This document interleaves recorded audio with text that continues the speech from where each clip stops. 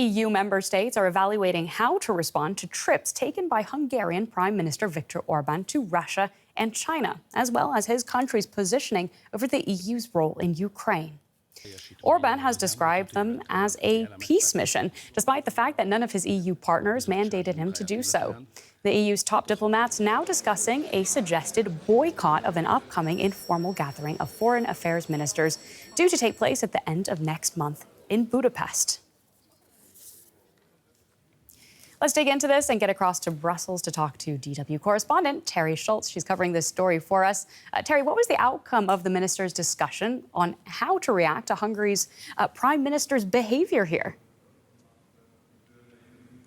Hi, Claire. Well, this is something that's really gotten under the skin of the EU's official foreign policy chief, Josep Borrell. When he came into this meeting this morning, he called it completely unacceptable that Hungary goes out as this 6-month president of the European Council and makes statements that appear to be representing the entire bloc. He says that is not what Hungary's doing. For example, at the United Nations recently saying that the EU is pro-war while representing the EU. So we understand that there was some very heated discussion about that behind closed doors today, but we haven't yet heard from Borrell in his press conference. We're waiting on that. So we don't know exactly what the official outcome was. But a couple of foreign ministers who left the meeting already said that there wasn't an official conclusion between member states on how to handle this. The Czech foreign minister said that people basically restated their positions and everybody stayed on the same side. But Polish foreign minister Radek Sikorski said that he had come up with what he thought was a good compromise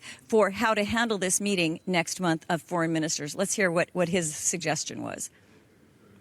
I fielded a compromise proposal to hold the Foreign Affairs Council in Ukraine, as we did before a couple of years ago. And this was subjected to a vote, in fact. But Hungary was against in a minority of one. Unfortunate.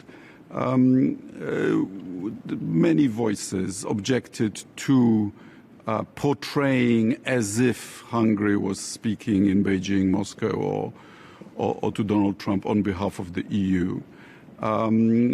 We respect the Hungarian people, we respect Hungary's sovereignty, but there's also Article 24 of the Union Treaty, which says that member states are obliged to loyally support agreed positions. And our agreed position is that Ukraine's borders should return to those that are internationally recognized, that Russia is the aggressor, and that the aggressor should not be rewarded for the aggression. So as you heard there from Minister Sikorski, it's not just that Viktor Orban goes around pretending to be a man of peace, holding these high-level meetings. It's that Hungary is fundamentally, officially, against helping Ukraine and opposing Russia. So that's really the bigger problem here, and it will be interesting to hear how Foreign Policy Chief Borrell explains what happened in that meeting when he gives his press conference here coming up very soon. It certainly will. Terry, another presidency that was not on the agenda, but of course getting a lot of attention. How are EU foreign ministers reacting to President Biden withdrawing from the U.S. presidential race? You know, the voices ranged from being extremely crediting President Biden with taking this decision at a time when it must have been very difficult for him. Annalena Baerbock, for example, said that the Biden administration leaves NATO in a stronger position than it was before.